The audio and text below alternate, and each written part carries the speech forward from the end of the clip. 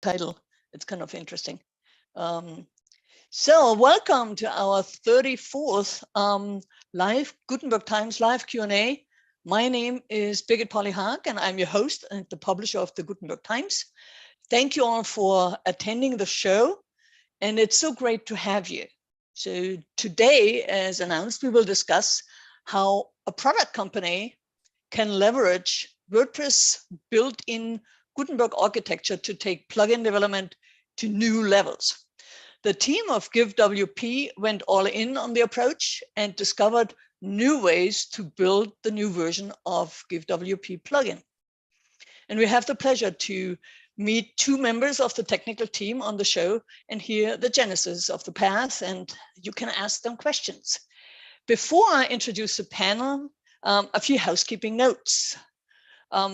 Speaking of questions, for those watching on YouTube, you can use the chat box next to the live stream and pose your questions and also chat with us or include where you're watching from. I might not go over that very often, but we definitely will look through the questions. And then here on Zoom, use the Q&A bubble on the bottom of the screen or the chat bubble to share your thoughts and questions. Please be kind.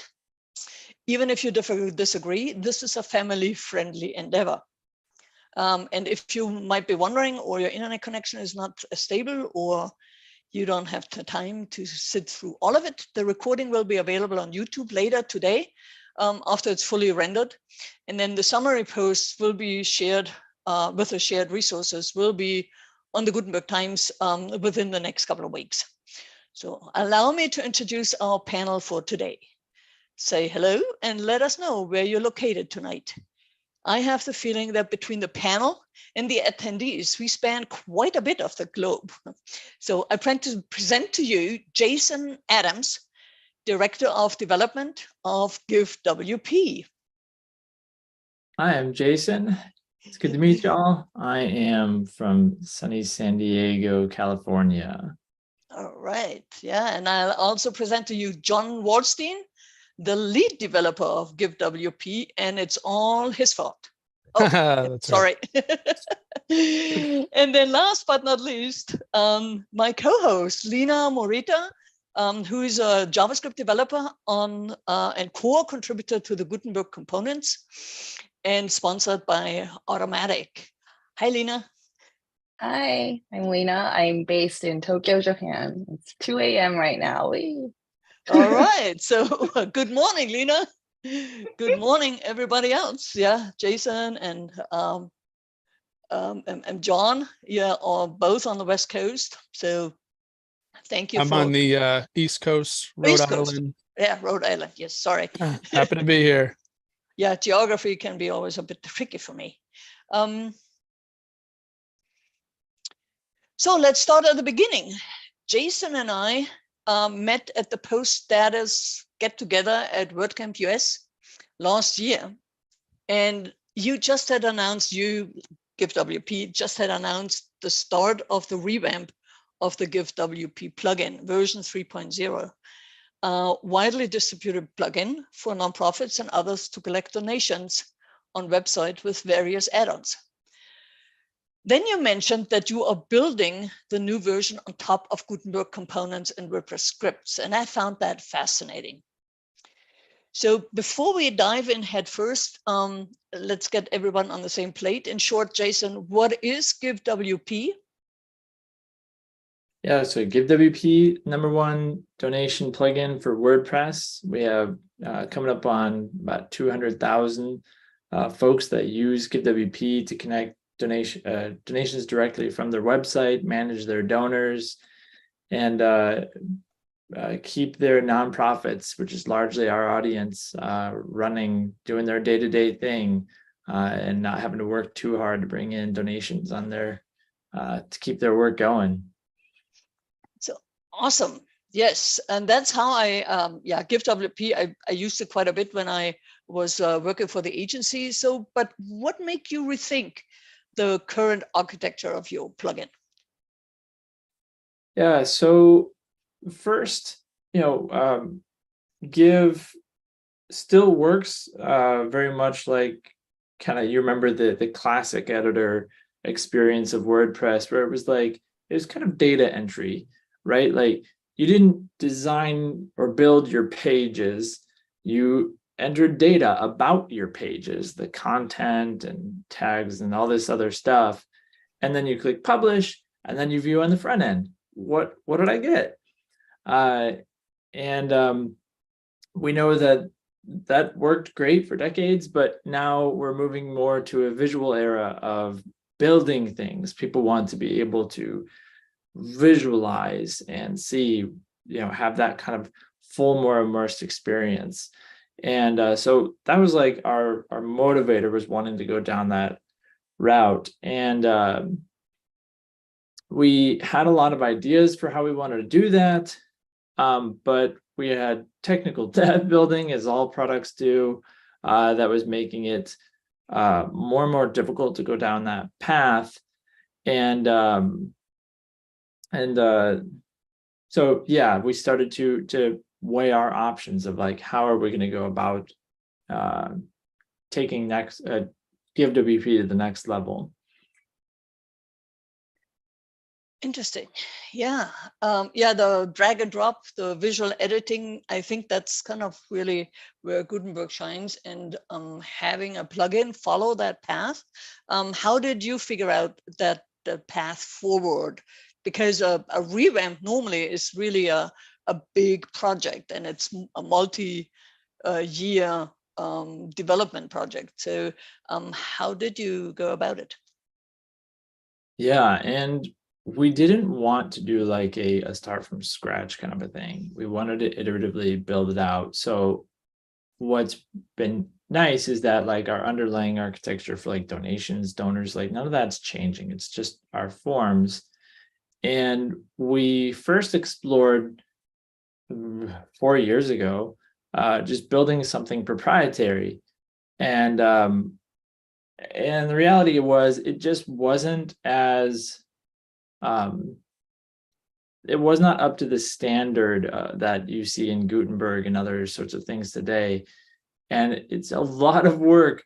It's so easy to take for granted, just the idea of a block, a thing that you can move up and down. It's a fluid user interface, inner blocks inside a block. Like there's so many things that that are easy to take for granted when you go to set out to build something like this. And we were like, well, it's right there in Gutenberg. And so we started to kind of peel it back, and we knew that Gutenberg is not, like Gutenberg is in WordPress. WordPress isn't Gutenberg, right? You can go to the Gutenberg repository, and it's broken out into tons of packages. And so we just started installing stuff and being like, we did what we call spiking, where we're just trying out an idea for a fixed length of time. And I think we gave one of our developers, might have been John or our other senior developer on the project, shout out to him, Kyle Johnson. One of them had a week to see what they could do. And we were really surprised how much we were able to get up and running, have the list view of blocks, have the block editor itself, have our own blocks loading, like the inspector. It's like you have so much that you can get up and running in such a short time that would have taken us months to achieve. And it's already so battle tested, all of these packages. And it's hard to appreciate how much that's worth by itself. So yeah, that's kind of what brought us to that point of like, hey, like, and of course, this is where WordPress is going.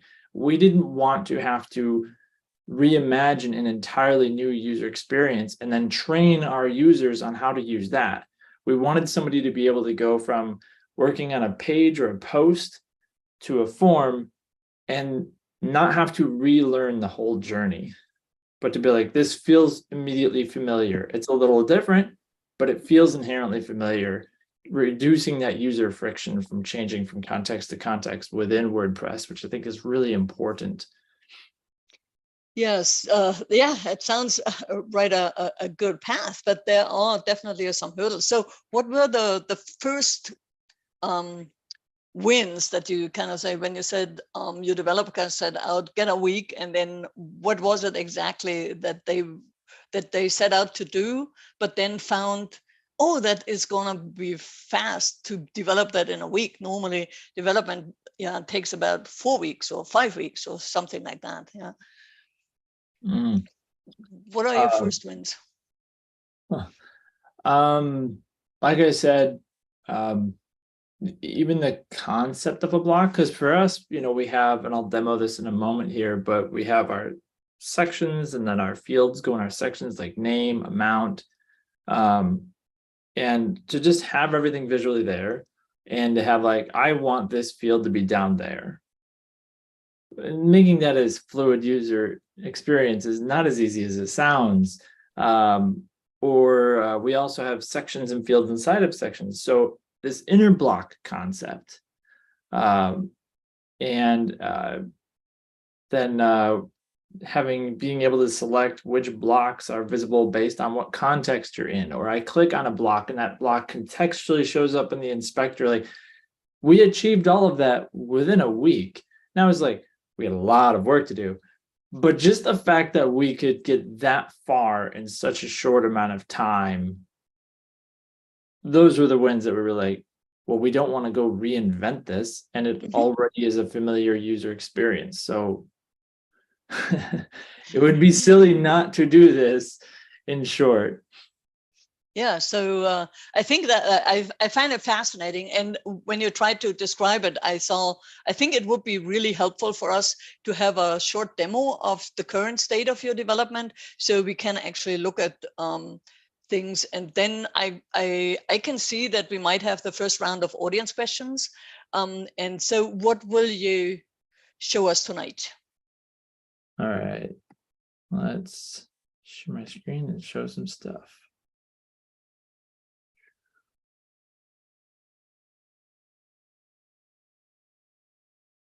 Click. All right. Can you all see my screen? Yes, now we can. All right. Cool. So this is GiveWP, very similar to how it is now, but I have a plugin, what we're calling our feature plugin right now, installed, called Next Gen, that anybody can actually go test out themselves.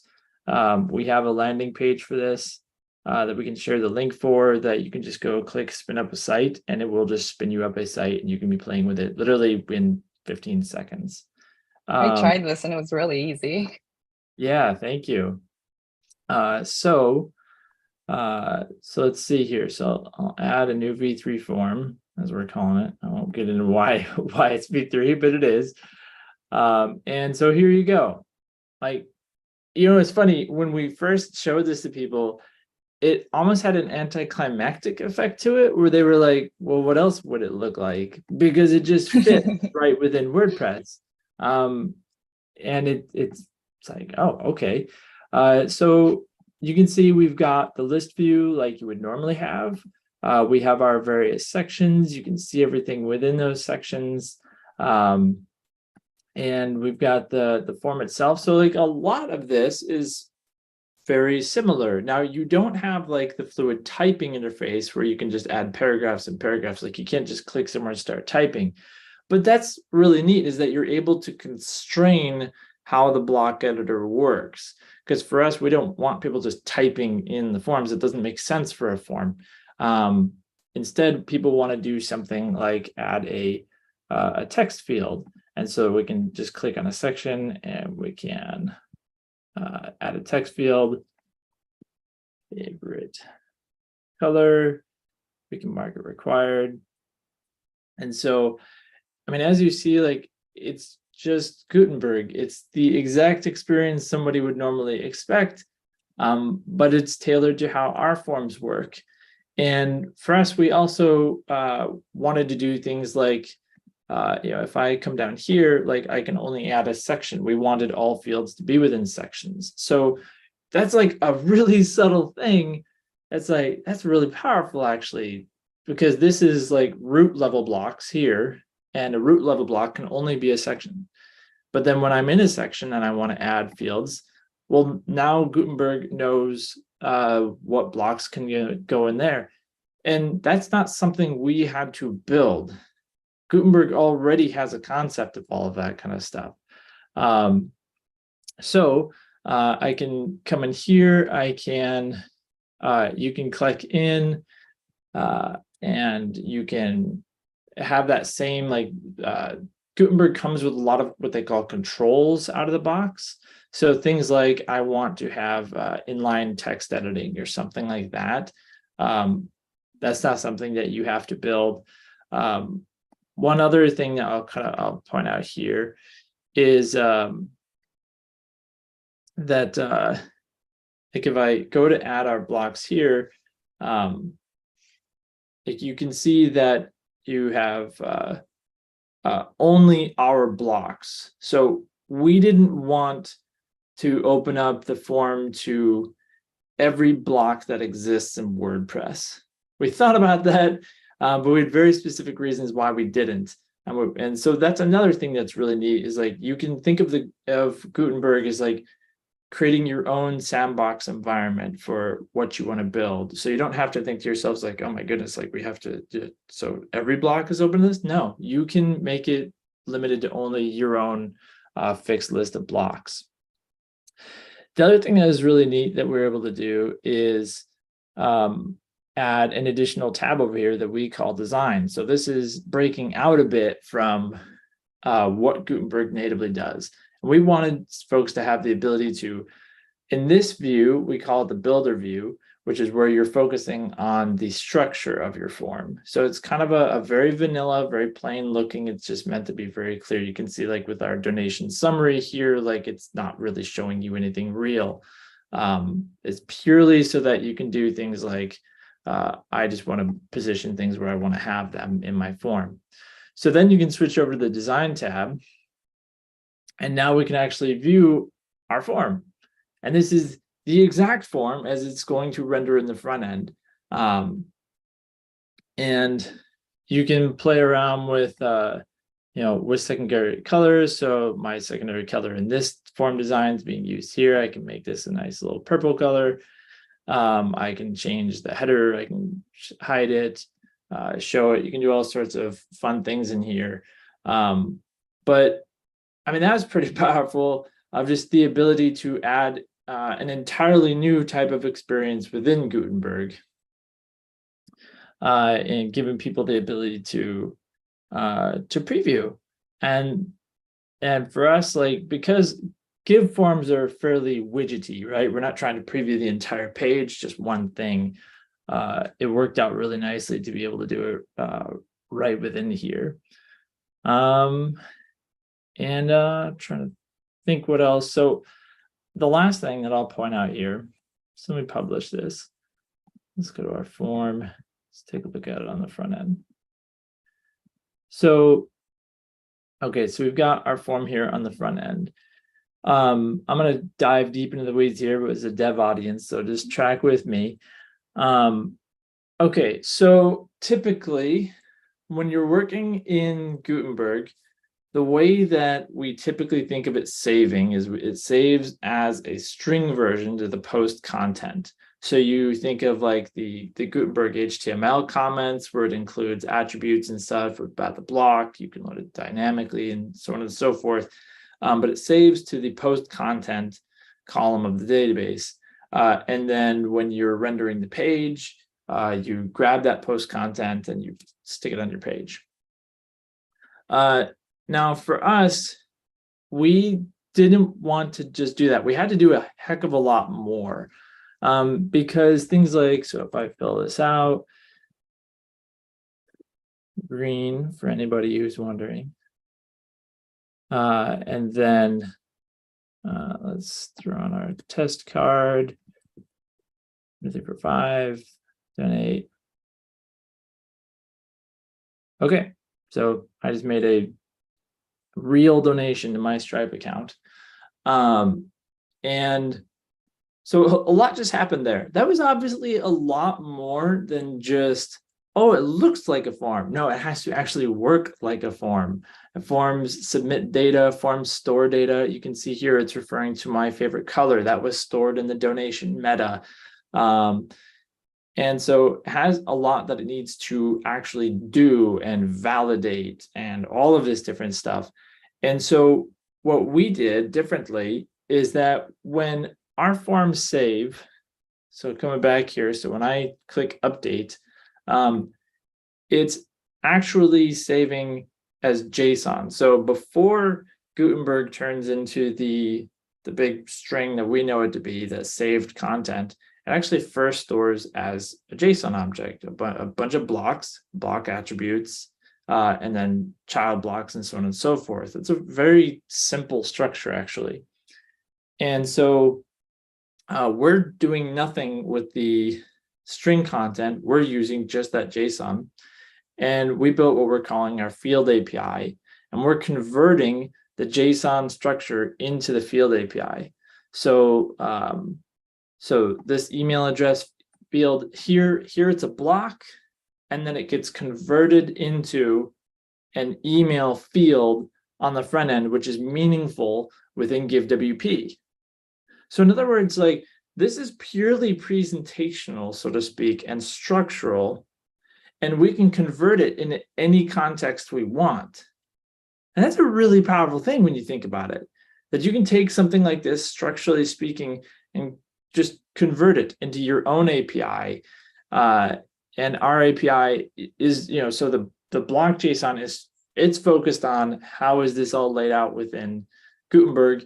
And so when we load this page, literally all we're doing is we're grabbing that JSON that we save and we're handing it back to Gutenberg, and we say, here's the form, and that's it. It just works. And then when we go to save it, we do the conversion. And you can actually see that at play. If I just add another text field here,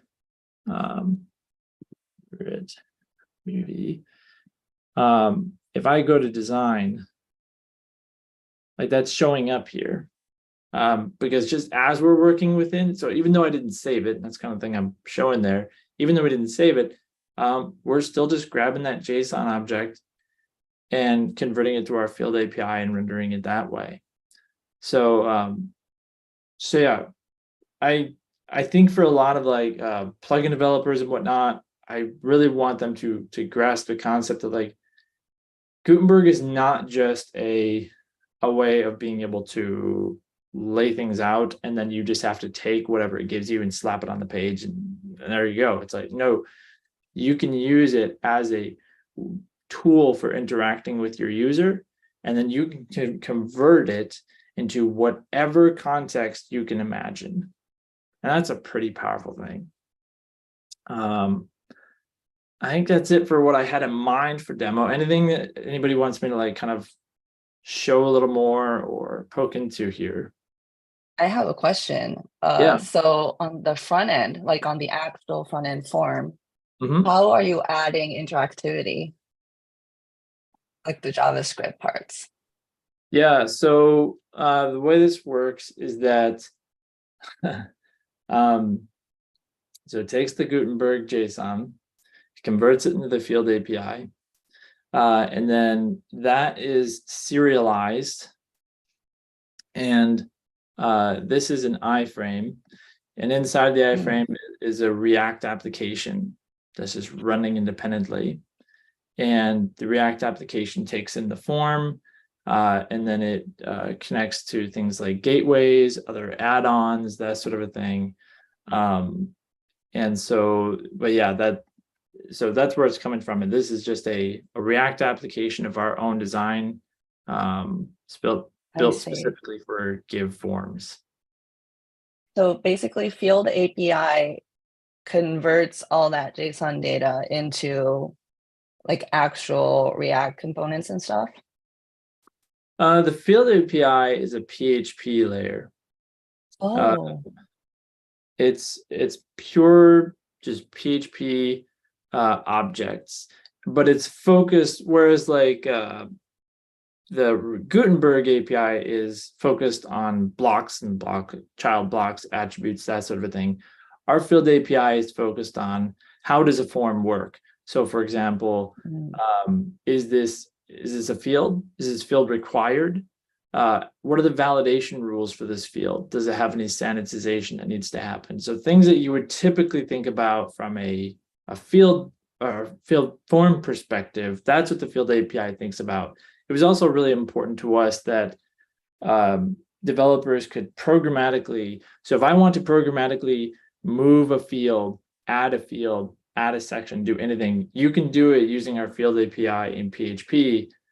So you can kind of add a middleman layer between Gutenberg, a programmatic layer to be able to make more adjustments to your form, and then that'll just show up here.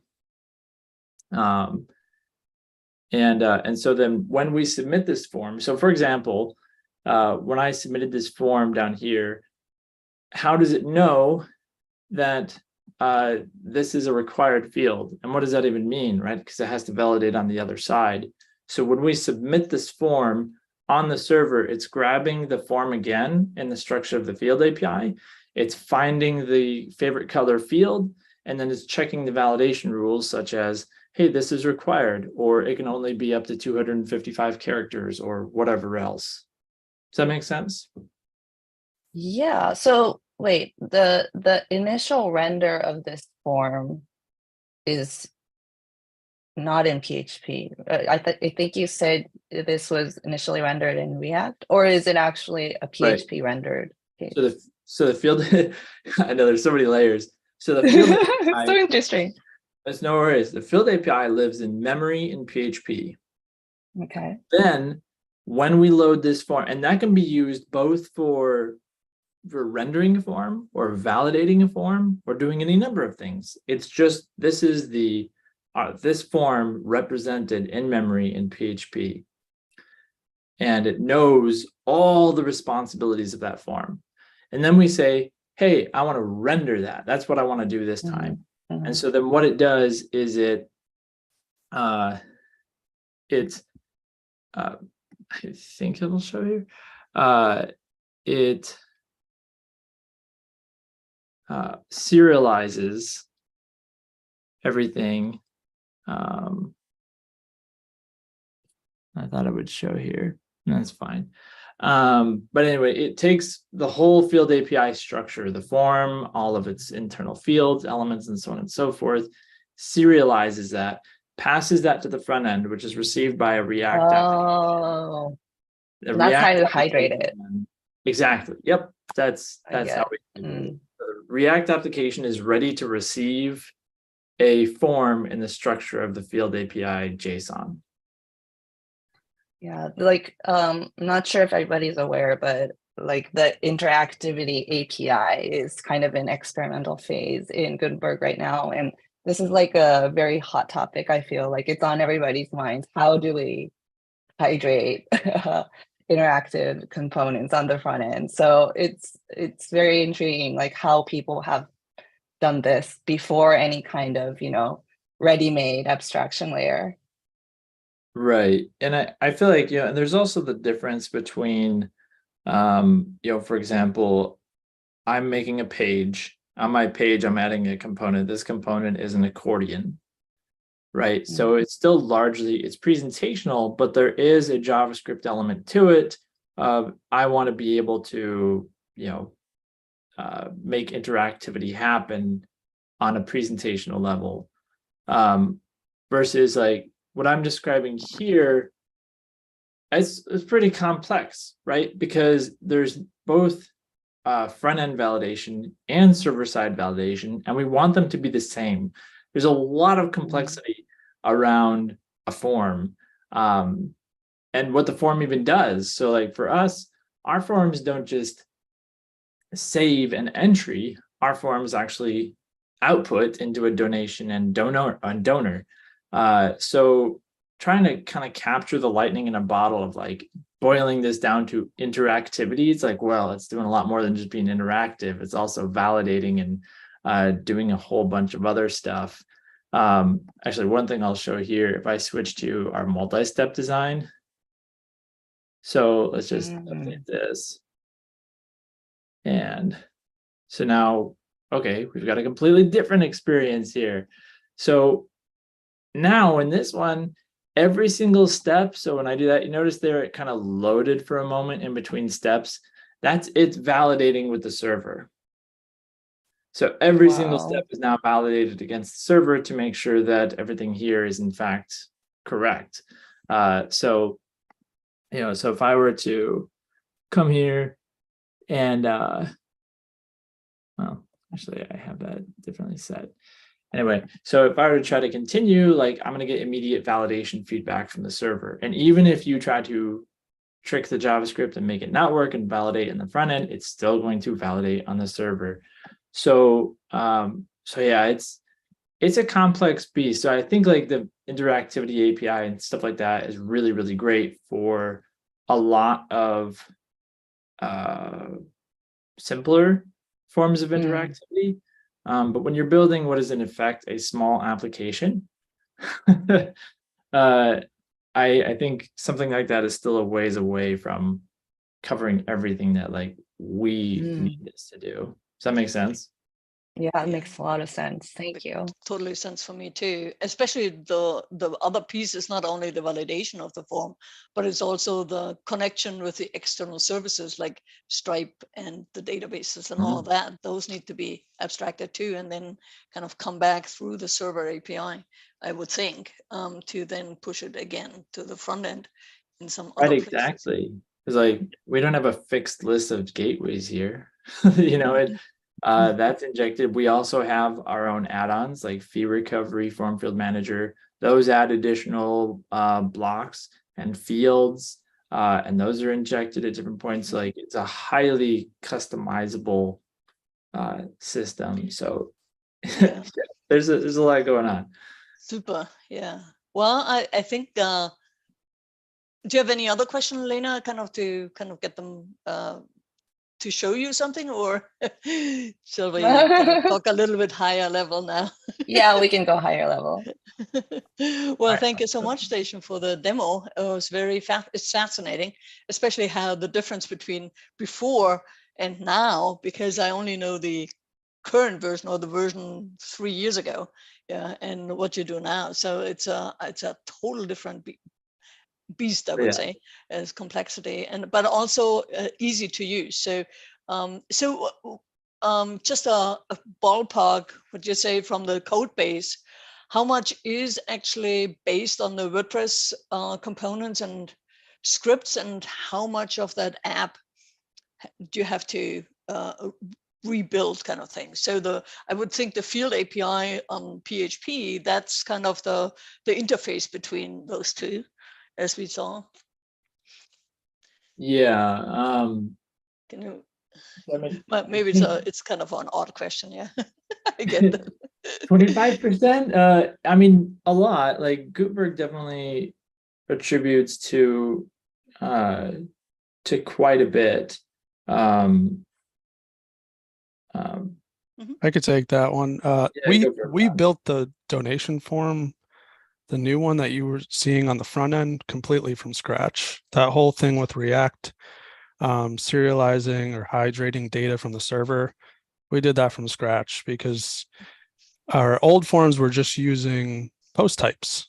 So everything's server rendered, and it's a little difficult to add that level of interactivity with React using the old system. So we really built it, the front end, from the ground up.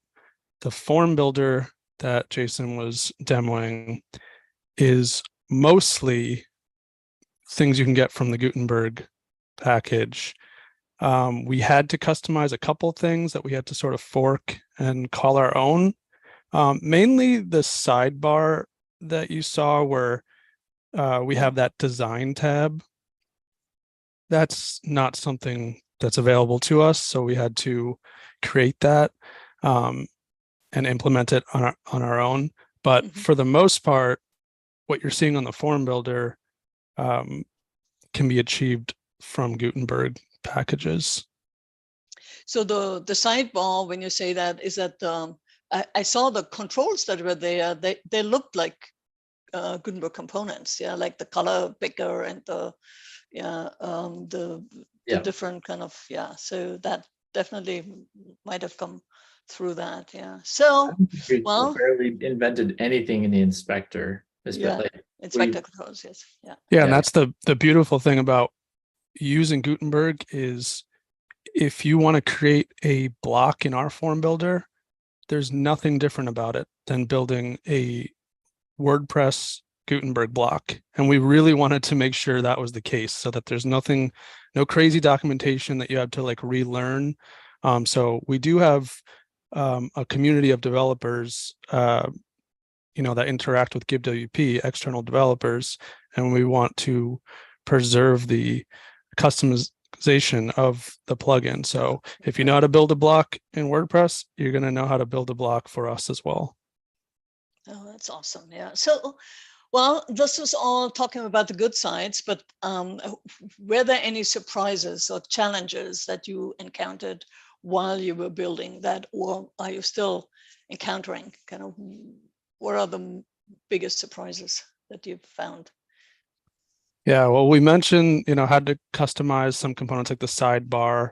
But I think the one I want to mention is GiveWP is not just one plugin. We have a lot of add-ons that extend the functionality of GiveWP, whether it be gateways and different ways to customize your form. We have a lot of things that interact with our main plugin. And so one of the bigger challenges recently was figuring out how to open up our customized Gutenberg form builder with our add-ons. Now, another shout out to Kyle Johnson, who is a developer on our team who built the first iteration of the form builder. To get things up and running, we used just create React app, which ends up bundling all the scripts together into one JavaScript file. So when you load the form builder, you're just loading a page and it's just loading that one JavaScript file. What we found out later is that in order to load external blocks from our add-ons and other things that are interacting with the form builder, all of these different things are always reacting with certain dependencies like React. And they can't all load Gutenberg at the same time. It's just not going to work, which is how the post editor works and why WordPress scripts package came out, is that you can extract all the dependencies from your script and let WordPress load those for you. So that was a big kind of structural change we had to make so that we are now relying on WordPress to provide us with Gutenberg, which is actually something we didn't want to do. We wanted to have full access to the latest version of Gutenberg, but it wasn't possible for us because we have add-ons that also need to interact with Gutenberg and React, and they can't all just be loading their scripts at the same time. It's just not going to work. So, just when you, like most of us know, WP enqueue scripts, you add an array of dependencies that you want your script to use, and WordPress will load those for you. And that's how we had to go about loading our form builder and then having add-ons come in and give us a block or give us something to customize the form builder and just let WordPress handle loading external scripts. That was the big one. I'll add to that. I'm curious, it's easy to take for granted that the Gutenberg team had to tackle this issue of we're creating a single React tree. We don't want everybody to load their own version of React, and it has to all end up in the same place. So I remember when Gutenberg first came out, and there was, there's the Gutenberg elements, they tucked React inside of Gutenberg. Why'd they do that? And why did they come out with WP scripts that just swaps out for, you're doing at WordPress /components, and what actually that does is it makes it grab it from WP.components. And it's like, why is it doing all this? Well, the reality is they went through all of the hard work of figuring out how to have everybody using the same version of React and loading everything to the same React tree all at the same time from 1,000 different places. And that's actually a lot harder than it sounds. And so once we ran into that, we were like, okay, and we just had to switch everything to using WP scripts, because we're like, it's just not worth it for us to try to solve the same problem of extensibility that Gutenberg itself has already solved so well. Like, it has some trade-offs, but it really, as a whole, it actually works quite well. So huge shout out to the Gutenberg team, because originally we actually had the first version of this loading in GitHub Pages. Like, it was literally totally standalone. But then we tried to extend it and we're like, this is a lot harder than we thought it would be. So yeah, so, that was a big one.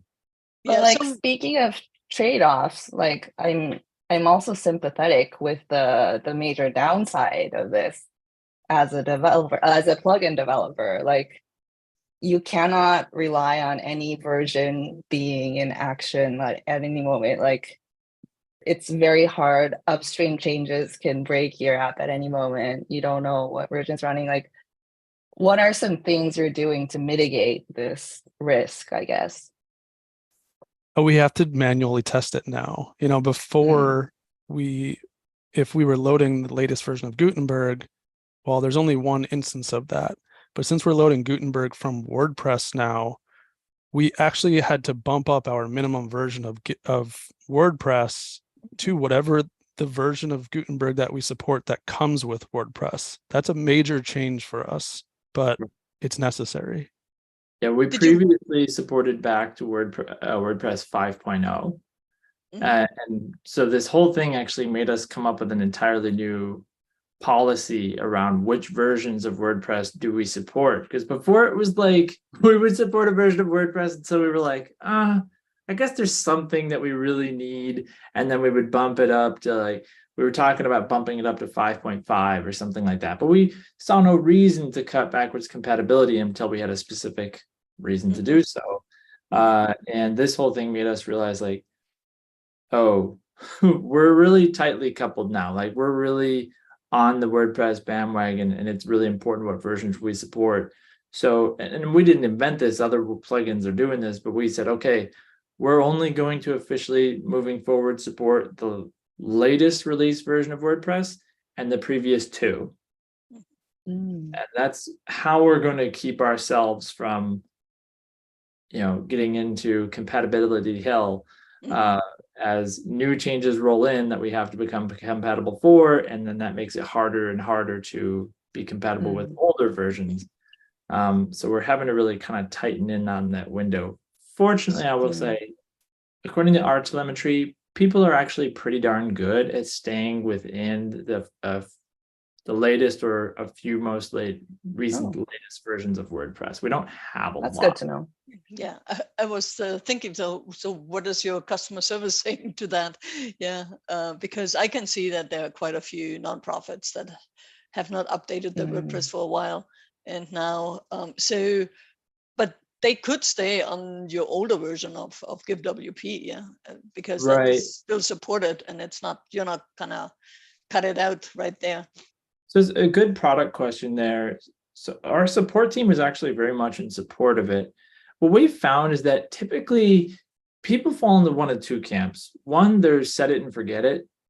They set up their website 5 years ago and it works, so don't touch it, right? And that's perfectly fine. Or you have people that keep things fairly up to date. You don't have many people that are in this weird middle space where they update some stuff and not others. And if somebody does reach out to our support team and is having an issue or something, our team is trained. One of the first things they do is they say, are you updated? So it's not like they're going to have to suddenly change their tune because of this new policy. It's something we've already recommended to people for years, is if you're having a problem, you should start by updating what you have to make sure that because the problem might be fixed already and you're just not updated. Yeah, we're really not anticipating, and others like the events calendar and others have had this policy for a while. And so I did ask around within the product space, hey, was this a pain point for you? Did you notice a decrease in sales or higher churn rate? And the answer was unanimously, no, actually, it's a very healthy policy to have, and it hasn't caused us problems. Yeah. So we have one more question from Anton, and I think it goes back quite a few minutes. He was asking about the sidebar, if that is accomplished through slot fills. And that one, no, we actually had to fork that. But I wanted to bring up the isolated block editor, which Lena works on or has worked on, because we've been following that project for a little while now. I think at its inception, we were also building ours, which our form builder is very similar to how the isolated block editor works.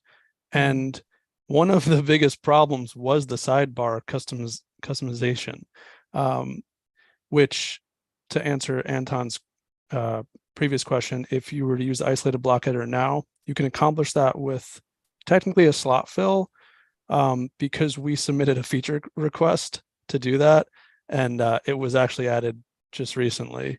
And it makes it a little bit more feasible to actually switch over to the isolated block editor shortly, because we're really not doing anything crazy.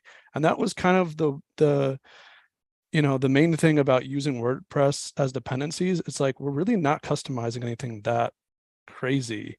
We're just using Gutenberg. We're not like forking every single thing. We're loading a bunch of blocks into it and maybe doing some style changes, but so it should be pretty reliable. But we are looking at the block editor, the isolated block editor, as a way forward for this. And I would suggest it for anyone else looking at this project or looking at something similar to this, because it's a really easy way to get started. Yeah, played around using it and realized like, oh, it has things like undo, redo. We don't have that right now. But if you use the isolated block editor, you just have it. So yeah, part of our post 3.0 launch roadmap is to switch to the isolated block editor, which will also take a lot of complexity off of our plate. Excellent. So I have another question.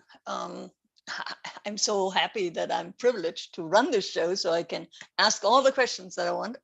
Go for it. So if you were, so you started kind of 3-4 years ago, kind of thinking about it, and maybe a year and a half or 2 years ago, kind of really doing proof of concepts and all that. So put yourself back into the shoes you would start out now, because that would be something that plugin developers might think about. What is it that you would ask of the Gutenberg team to improve or to build on the components or on the scripts, so that work is a little easier, or a big easier, or much easier? Yeah, not just a little easier. Documentation has been a little bit of a struggle for us, especially being like, and we understand we're no experts at documentation. It's tough work, but can you specify a little bit on the documentation? Which piece? Well, if you are going down the path of building your own block editor, there's very little documentation on there, and if there is, it's a little outdated. So it has been. We had to do a lot of digging through reading code and finding how to actually pull this thing off. That didn't quite match up with some of the documentation out there. So that was one of the biggest hurdles. And then also some components in Gutenberg are not accessible, that we wanted to pull out and use ourselves. So some of those were just not exported. Maybe they're just internal components, and we found ourselves really wanting to, and we did use some of these components, but once we switched over to relying on WordPress to provide us the scripts, we lost some of those because they're not available. I would have to come up with a list like in to the give block you editor package. In the block editor package, you mean? Yeah, block editor. Maybe some more. We would have to define the path to like the actual build component to grab, and sometimes those were missing from the exports. So we would often have to fork the whole file, which causes side effects because it's relying on something. So, limiting that was tough at first, but we kind of worked around it. I would have to come up with like a list to figure out which ones are really important to people. Please like send us. me that list. I'm interested. And there'd be some like about some of these would be documented like, hey, they're available, and then you'd go to use them and they're just not. I know that Ryan Welcher is actually on the path to put example code into the README files and all that. And he found quite a few that if you want to use that code snippet, you couldn't because it didn't export. So he actually goes through it, and while he is updating the documentation, to also add the export feature to it. So I might find I didn't find it yet now quickly, that little issue or the tracking issue of that, but I can certainly share that with you and in the show notes, and also with you personally, so you can add to the list, so you don't have to start from scratch. Yeah, same. I can also have you, speaking of documentation, there's also a separate documentation site that's called the Storybook for the components. Have you, how did that help you? That was helpful. It wasn't, I'm not sure how complete it is. Or how up to date it actually is. It's getting more complete by the minute. Okay, there's some things. It's pretty nice right now. Helpful. Like we spend a lot of time on it this past year. Yeah, I love the idea of that. We just weren't. There's different documentation sites. We're not really sure which ones are up to date. So maybe you add like a version to when this thing was added, or that actually would be that's a really important note. I think like if you go to some documentation sites out there, I think like Laravel, or I think React does this, or Stripe does this, where like the docs themselves are versioned. That's really helpful, because otherwise, like, that's been a part of our struggles. Like we'll find some piece of documentation on Gutenberg and we're like, we don't know, is this old, is this current? Like we just don't know how to trust it. So we always end up going back to the source code anyway to validate the documentation that we found, to make sure that it is in fact still recent. Totally get that, especially because the documentation is actually built on top, the automation of the references is actually built on top of the Gutenberg plugin. But it's but it doesn't tell you that when you look at it, and you are looking for something and you find it, and then you try it out on WordPress without the plugin, and the feature isn't there yet because it's coming. It's one of the upcoming kind of things. So I totally get this. This is on our radar, definitely. Yeah, absolutely. Yeah. We'll try to push for this. One other minor thing on the original question I'll add is there are still some things in Gutenberg that are hard coded that you can't really do anything about. One that like we're kind of just hoping nobody notices is if you click on a block and then there's like little header piece of the block there, and there's a contextual menu and options that drops down where you have things like copy styles or paste styles or that sort of a thing. We can't get rid of that, and copying and pasting styles makes no sense in our context. Right. We looked into it. That's just hard coded. You can't get rid of that. It's just there. Yeah. It's like, oh, so there are still little pieces like that you're just like, well, hopefully nobody will notice that. And then the last thing with Gutenberg that we ran into, there's like, this is interesting, is well, not the last, another is I'm sure it's not the last. Locked blocks. So that's kind of an interesting concept. where, for example, you have to have an amount field for us. Like, you can't take that out and still have your form work. So you can lock the block, but then they can go unlock the block. So locking something is like, it's more like a pinky promise with the user. Like, please don't get rid of this. And I think it used to be that locking was like, it was done. There was no way to unlock something. And then the UI was added in the list view to be able to unlock things. And so that was kind of an interesting one of like, oh, well, how do you actually enforce that something can't be, can't be removed? Like, you should not be able to delete this. And then the other thing that we found that was interesting with locked blocks is that if you have a locked block in one as a child block, so we have our two sections. If I have my amount block up here, when it's locked, I can't move it. So you can't take it out of this section and move it into this section. If you drag and drop, it just will do nothing. So there's just like little itty bitty things like that that kind of pop up. So like the concept of what lock means in Gutenberg is a little bit, you kind of just got to play with it to find out what does lock even mean. It's not clear and consistent, I would say. So in the last few versions of WordPress, there were server-side filters as well as client-side filters to customize your blocks and to curate the experience, and switch off interfaces and all that through PHP filters or server-side or JavaScript filters. Have you been able to mitigate some of the problems that you saw before?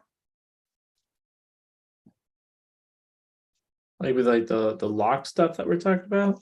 Yeah, but so Nick Diego just posted on the developer blog a new, so how to modify theme JSON data, which is kind of part of it. It's only theme, that's the style part, but it's also block styling. I can share it here. And then, whoops.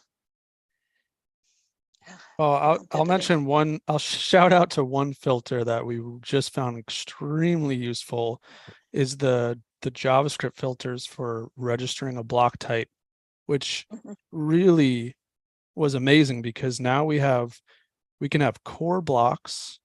Let's take like the amount field or something, and we can have an add-on come in and add more settings or attributes to that block using the register block type.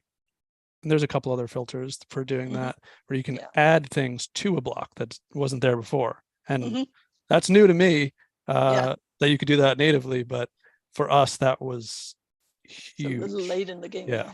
But so I'm sorry, but we are getting to the end of our show.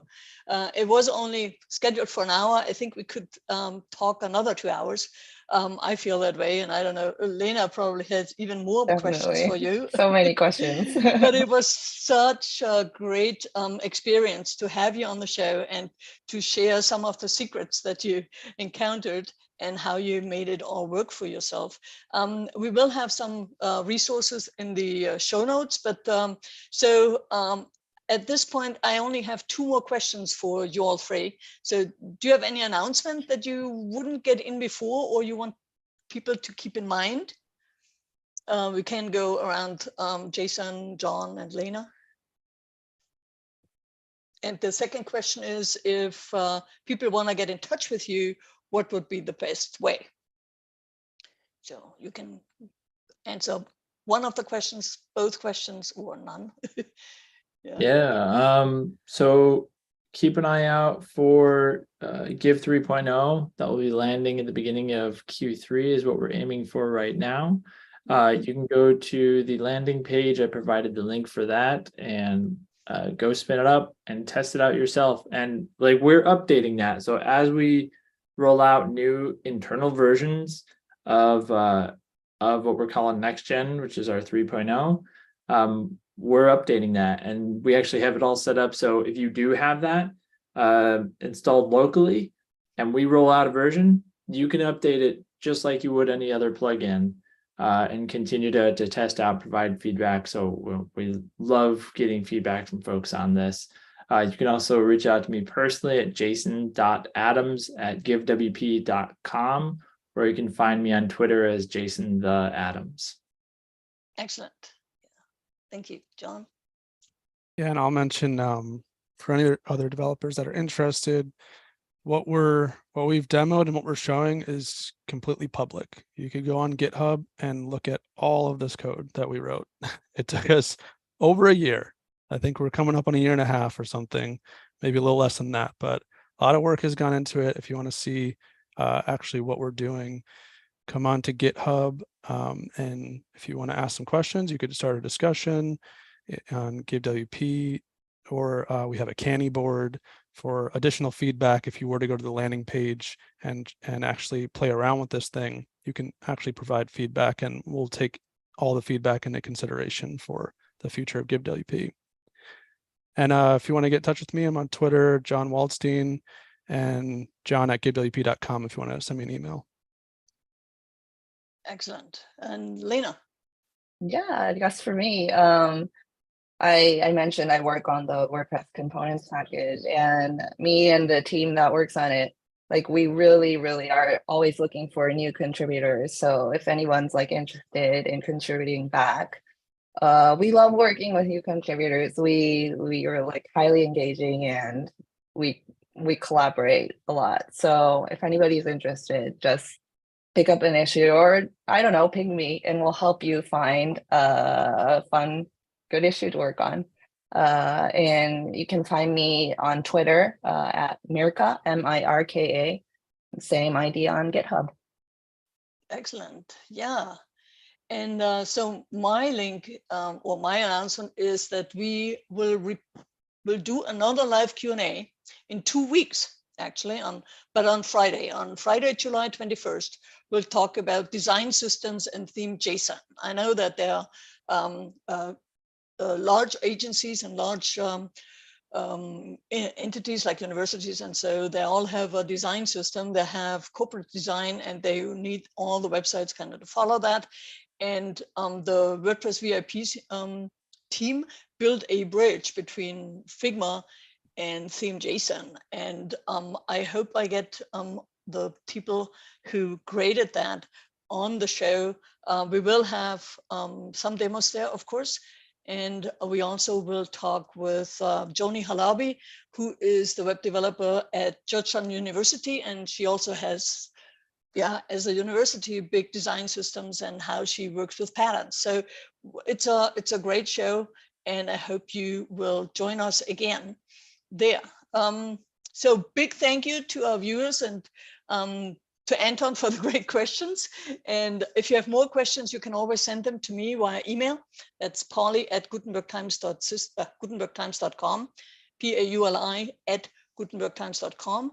Recording, as I mentioned, will be available in a few minutes on the YouTube channel, and we'll publish the transcript in a couple of weeks on gutenbergtimes.com. Thanks again to Jason, John, and Lena for being here. It's been a privilege to have you on the show, and it was a great joy talking to you. Be well, goodbye, and good luck. Thank you. Thank you. Bye. Bye. Bye, everyone.